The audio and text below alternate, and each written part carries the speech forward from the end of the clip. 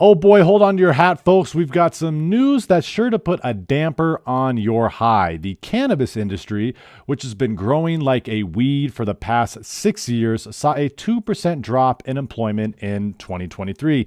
That might not seem like a huge dip, but it's definitely a sign the $26 billion industry is going through a reset, according to Carson Humiston, the CEO of cannabis job platform Vanks. The biggest challenge facing the industry is lack of capital, says Humiston.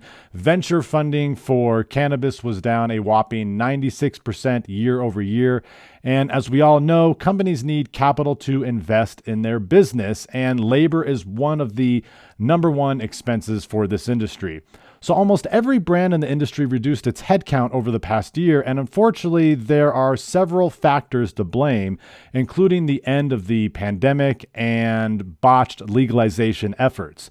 It's a bummer, but federal prohibition means that companies have limited access to the American banking system, making it harder to raise capital. And even though most cannabis jobs are low paying, combined, they create a lot of economic value. Last year, recreational and medical marijuana dispensaries in the United States generated $26.1 billion in legal sales, up from $25.25 billion in 2021. That's a lot of green, baby. But here's the thing. With 10,566 fewer jobs this year, that means the country is losing an estimated $423 million in combined salaries in the cannabis industry alone. And that's just not cool. Most jobs in the market, about 31%, are in farming, with most farm workers making $16 to $20 an hour. Retail stores make up 23% of all cannabis jobs, with the largest role being a bud tender making $17 to $28 an hour. And let's not forget about all the ancillary jobs like general counsel, controller, marketing, and human resources, all of which pay between $55,000 to $225,000 per year. Unfortunately, mature marijuana markets are taking the biggest hit. California, for example, which is the nation's largest marijuana market, experienced the biggest drop in jobs, a 13% decrease since 2022. Colorado, which launched legal recreation sales in 2014, saw a 28% drop in the number of jobs since the beginning of 2022.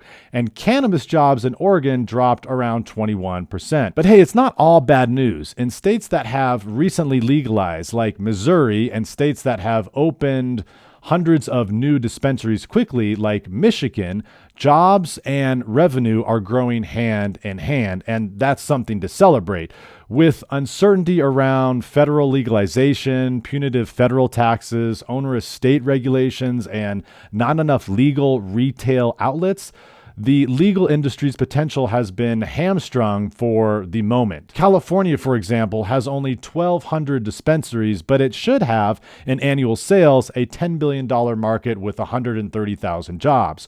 With only 83,000 jobs currently, that means the Golden State is missing out on $1.9 billion in annual salaries. So while the cannabis industry might be going through a bit of a rough patch, it's definitely not down for the count. And who knows, maybe one day we'll all be working in a cannabis-related job and we'll look back on this time and laugh. Or maybe we'll all just be too stoned to care.